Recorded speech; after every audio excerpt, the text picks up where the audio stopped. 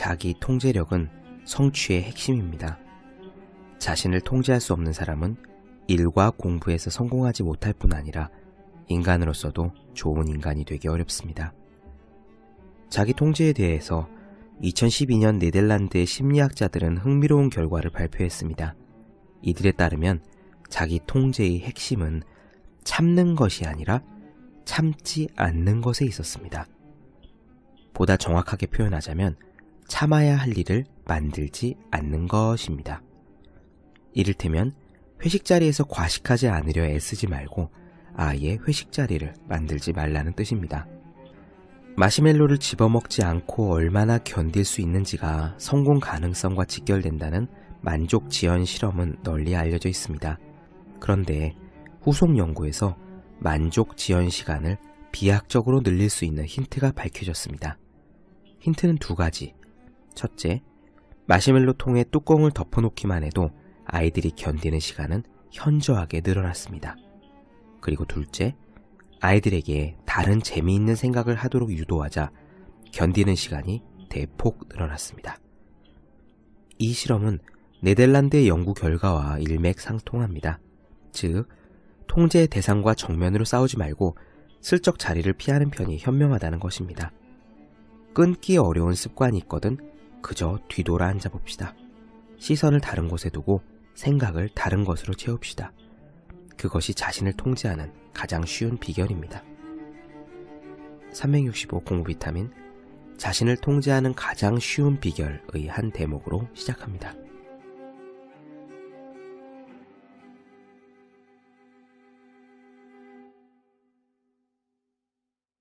네, 안녕하세요.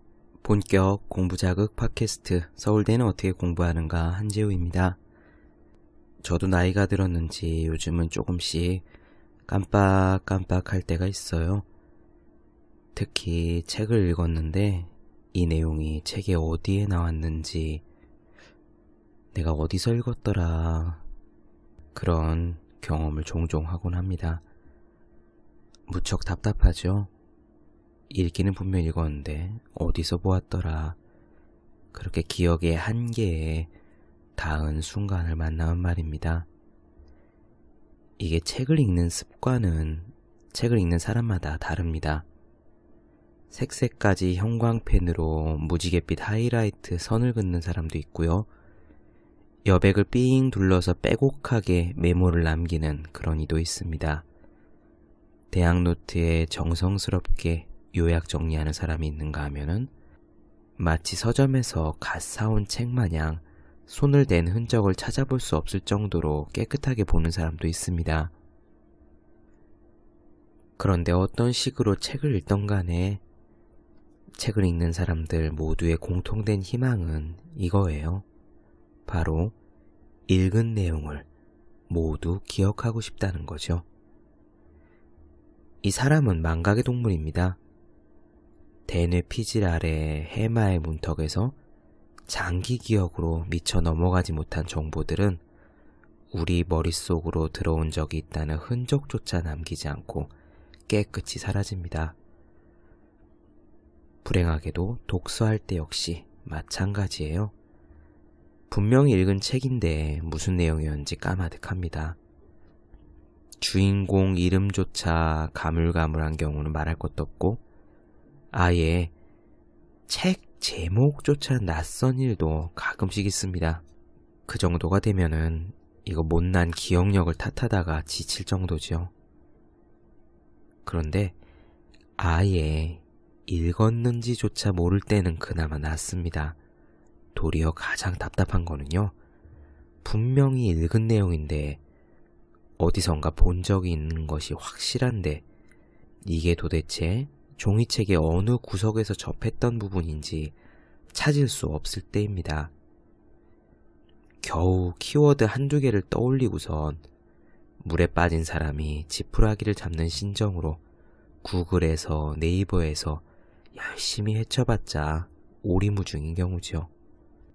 마침 그 내용이 리포트나 과제물에 들어갈 문장이라도 된다면은 답답함이란 비단 답답함만으로 끝난 것이 아닙니다. 실질적인 불이익이 되지요. 이런 슬픈 사례를 방지하고자 많은 독서가들이 자기만의 습관화된 독서 기술을 활용합니다. 밑줄치기도 있고 메모, 필사, 요약 정리, 마인드맵 작성 등등 다양한 활동들이 있어요. 그런 독후 활동을 하면은 눈으로만 읽는 것보다는 당연히 기억에 남을 확률이 높아지는 것은 사실입니다. 하지만 그렇다고 해도 완전한 해결책은 되지 않습니다. 15cm 플라스틱 자를 대고요. 정성껏 우리가 밑줄을 친 부분도 시간이 흐르고 나면은 도대체 어디서 보았더라 하는 저주를 피하지 못하게 되는 겁니다. 제가 그걸 확신하는 이유는 저 역시 그런 사람이기 때문이에요. 어느 편인가 하면 저는 밑줄을 치면서 읽는 사람에 속합니다. 책을 한 번 읽을 때 밑줄을 긋고 책을 덮고 나서 밑줄 친 부분만 다시 읽습니다. 그 정도 하면은 나중에 그래도 겨우겨우 이런 내용이 있었지 하고 생각을 떠올릴 수 있고 책을 두어 번 뒤적뒤적 함으로써 어디에 나온 부분이었는지 그것을 찾아낼 수가 있긴 하지요.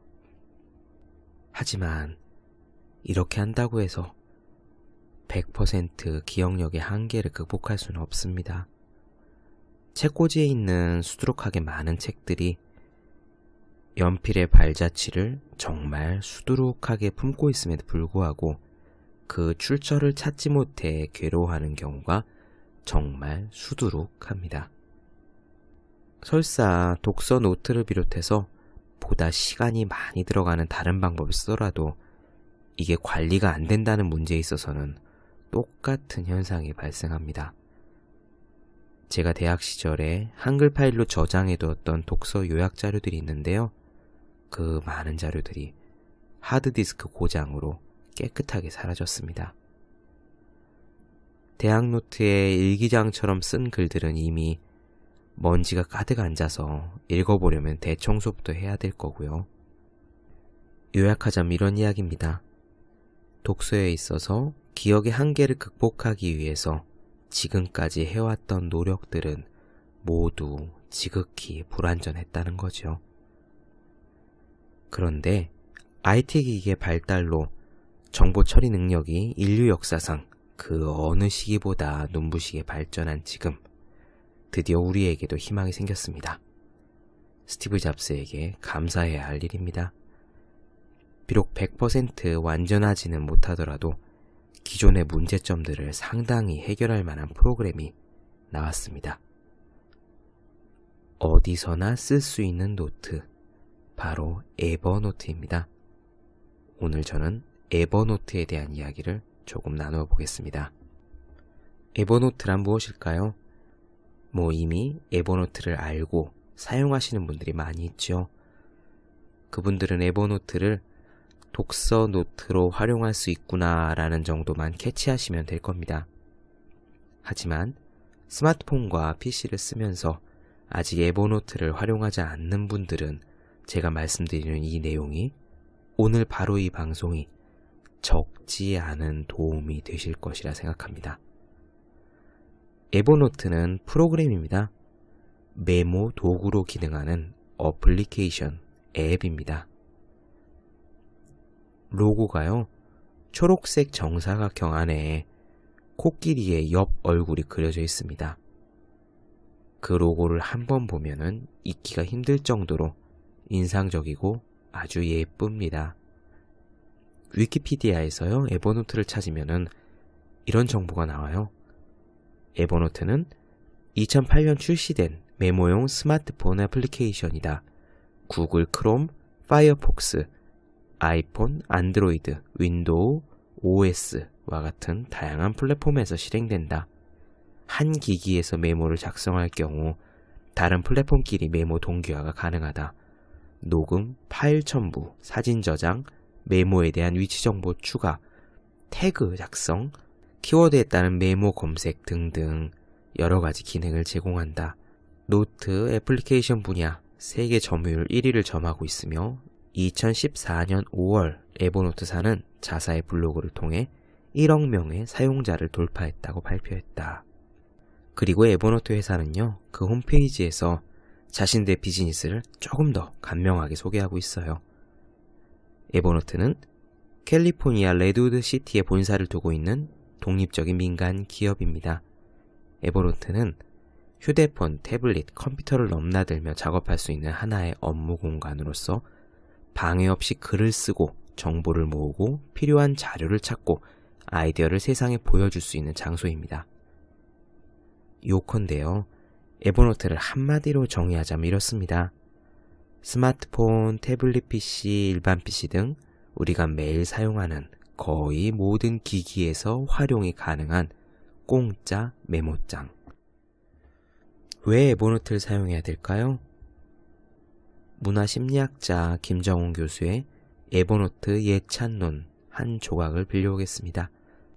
그는 창조는 편집이다 라는 슬로건으로 많은 사랑을 받은 저서 에디톨로지에서 자신의 데이터베이스 관리 노하우로 단연 에버노트의 사용을 꼽았습니다.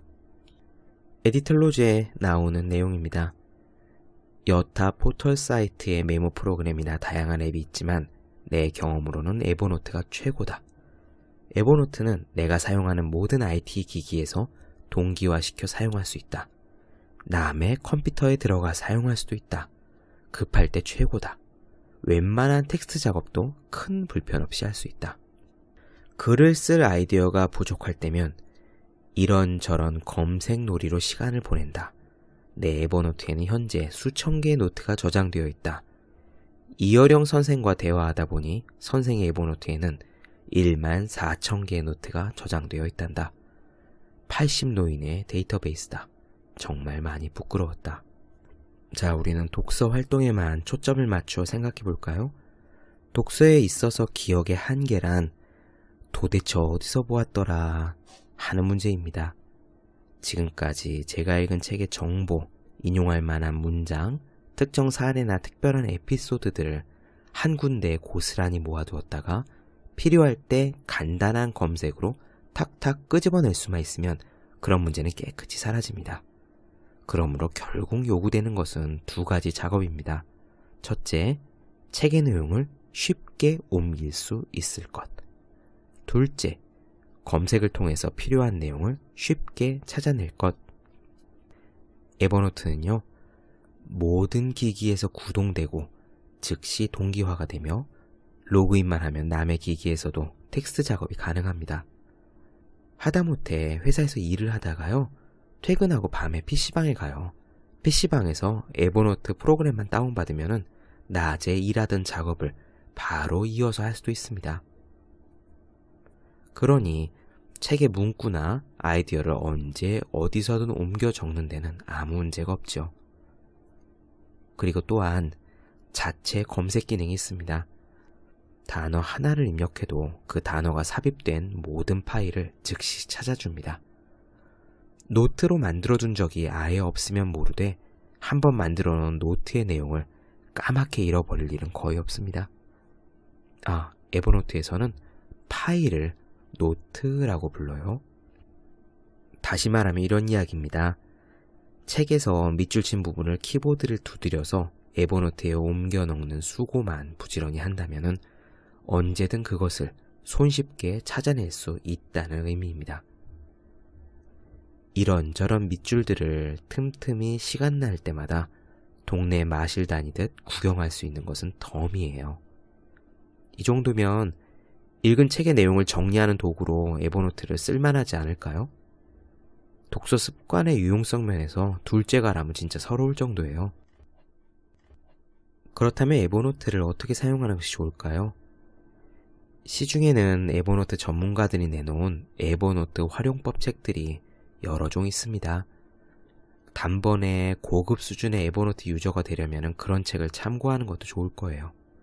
하지만 블로그나 유튜브처럼 무료 콘텐츠를 찾더라도 평범한 독서가들이 에버노트를 활용하는 데 필요한 사용법 정도는 얼마든지 얻을 수 있습니다. 아니요, 에버노트의 초록색 로고 앞에서 어쩔 줄 몰라 우왕좌왕 하지 말고요. 일단 당장 다운로드를 받아보세요. 아이폰 이후 IT 기기들과 프로그램들은 직관적인 인터페이스를 갖추는데 많은 공을 들였습니다. 역시 스티브 잡스에게 감사해야 될 일이죠. 글씨가 빼곡한 사용 설명서를 정독하지 않더라도 놀이하듯 쿡쿡 여기저기를 찔러봄으로써 사용법을 쉽게 익힐 수 있도록 만들었다는 뜻입니다.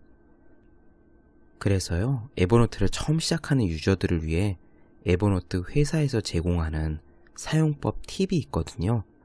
그냥 프로그램에 들어가면 나옵니다. 그 정도만 따라해 보아도 충분히 즐거운 에버노트 유저가 될 수 있어요. 다만 독서와 관련해서 적용해 볼 수 있는 방법은 이런 겁니다. 우선 지금까지 그래왔듯이 열심히 책을 읽습니다. 밑줄을 치고 여백의 깨달음을 메모합니다. 그 작업에는 변함이 없어요.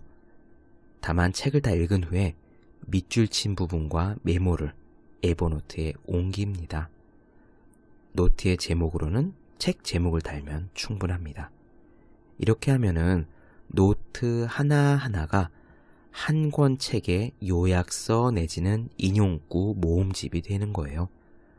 나중에 그 책의 내용을 전반적으로 훑어보고 싶을 때는 다시 먼지 쌓인 책을 들춰볼 필요가 없이 에버노트의 노트를 읽으면 됩니다.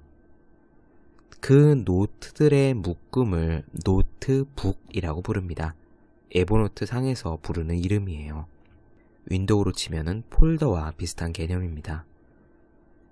이 노트북에요, 이를테면은 세계문학? 이런 식으로 이름을 붙이고 그 하위에 해당되는 여러 가지 노트들, 레미제라블 요약본, 어린 왕자의 인용구, 달과 욕펜스의 인용구 등등 그런 것들을 넣으면은 아주 간단한 카테고리 분류법이 됩니다. 이렇게 에버노트를 충실히 사용하면은 자신만의 독서 데이터베이스를 구축할 수 있습니다. 그리고 이 데이터베이스 구축의 가장 큰 장점은 필요한 인용구가 있을 때 쉽게 검색해서 발췌할 수 있다는 겁니다. 다만 염두에 두셔야 될 점이 한 가지 있습니다. 독서 노트를 기록함에 있어 에버노트의 유용함은 지금까지 말씀드린 바와 같습니다. 다만 실제로 제가 여기서 이야기한 방법을 적용하려 한다면 딱 한 가지를 주의하셔야 되는데, 바로 옮겨 적는 문장은 책을 읽을 당시에 읽는 이의 마음을 울렸던 부분이어야 한다는 것입니다. 어쨌거나 우선은 독서가 중요합니다. 정성을 들인 정독과 깊은 사유가 있은 다음에야 중요한 부분을 고르고 애써 수고를 들여서 밑줄을 긋는 거예요. 그렇게 밑줄 그어진 내용이어야 읽은 이의 기억에 남습니다. 이게 너무 에버노트를 적극적으로 활용하다 보면은 주객이 뒤바뀌기 쉽습니다. 무슨 뜻인지도 모르면서 다짜고짜 좋아 보이는 모든 문장을 에버노트에 옮겨 적는 습관이 생기는 경우가 있다는 이야기입니다. 마치 학교에서 공부할 때 노트 필기하는 재미가 들여서 노트를 장식하는데 많은 시간을 들이게 되는 그런 경우라고 할 수 있지요. 더 많은 내용을 에버노트라는 나만의 보물창고에 쌓아두고 싶은 마음은 물론 10분 이해가 가지만 불행하게도요, 그렇게 작성한 노트는 거의 의미가 없습니다. 왜냐하면은 어디서 보았더라 하기 이전에요, 그런 내용이 있었다는 사실조차 떠올리지 못할 수 있기 때문이에요. 정독과 사유가 전제되지 않은 수천 수만 개의 노트는 마치 사놓기는 하고 읽지는 않는 세계 문학전집이나 마찬가지입니다. 거기에 그것이 있다고 해서 내 거라고 착각해서는 안 됩니다. 그러니 에버노트가 기억의 한계를 극복하는 데는 큰 도움이 되지만 어디까지나 도대체 어디서 보았더라 하는 생각은 자기 자신의 뇌 안에서 나온다는 점을 절대 잊지 마시기를 다시 한번 당부드립니다. 여러분이 책을 좋아하시는 분들이라면, 그리고 책을 읽은 뒤에 그 내용이 기억이 안 나서 자꾸 깜빡깜빡해서 고생한 적이 있으시다면 지금 에버노트를 적극적으로 쓰지 않으신다면 당장 에버노트를 다운로드를 하셔서 활용하시기를 진심으로 권해드립니다. 에버노트는요, 한번 작성하면은 절대로 날아갈 일이 없고 동기화가 자동으로 이루어지기 때문에 한 글자만 써도 그것이 저장되며 무엇보다 공짜입니다. 물론 용량을 엄청 많이 쓴다던가 뭐 사진이나 동영상 올린다던가 그러려면은 유료 버전을 써야 되지만 그냥 텍스트를 쓰는 데는요, 무료로도 충분합니다. 공간이 남고 처집니다. 우리의 스마트폰 데이터하고는 전혀 다릅니다. 여러분이 무라카미 하루키가 돼서 하루에 18시간씩 계속 글을 쓴다고 해도 에버노트 무료 버전이면 충분할 겁니다. 거기에 UI나 설현 사진을 클리핑하지만 않으시면 됩니다. 며칠 전에 박제가에 대해서 책을 읽다가 인상 깊은 구절이 있었어요. 그 박제가는 조선 후기 실학자죠. 규장각에서 검서관으로 근무했던 서울 출신의 학자입니다. 우리 옛날에 고등학교 때 실학자 그리고 북학파로 교과서에서 배운 적이 있죠. 그 박제가가 중국어도 잘하고 만주어도 잘하고, 그러니까 만주말하고 저기 북경말하고 뭐 다 잘했나 봐요. 그리고 워낙 수재기도 하니까 조정의 신임을 받아서 중국을 3번인가 다녀왔답니다. 그리고 중국 다녀온 그 경험들, 보고 들은 것들을 모아서 북학의라는 책을 쓰고, 그 북학의는 우리가 고등학교 시간에 지문으로 본 적도 있을 거예요. 박제가가 중국에 있을 때 그 북학의에 쓸 내용들을 담기 위해서 항상 메모를 하고 돌아다녔답니다. 기왓장이건 수레건 사람들이 변속관에서 그거 있잖아요. 이 아침에 방송을 들으시는 분들이 있어서 딱 표현하기가, 하여튼 그 변속관에 있는 그것들을 어떻게 차곡차곡 모아서 벽돌 모양으로 쌓아놨답니다. 중국에서 그것들을, 그 벽돌 모양으로 쌓아진 것을 이제 퇴비로 밭에다가 주는 거죠. 그런 장면들을 하나하나 다 기록을 해놨답니다. 어떻게 기록을 했을까요? 박제가는 항상 붓과 종이를 가지고 다녔다고 합니다. 책에 나오는 그 구절을 읽으면서 등에는 짐을 지고 손에는 종이를 들고 입에는 붓을 물고 다니면서 틈틈이 붓글씨로 무언가를 메모하는 박제가의 모습을 떠올려 보았습니다.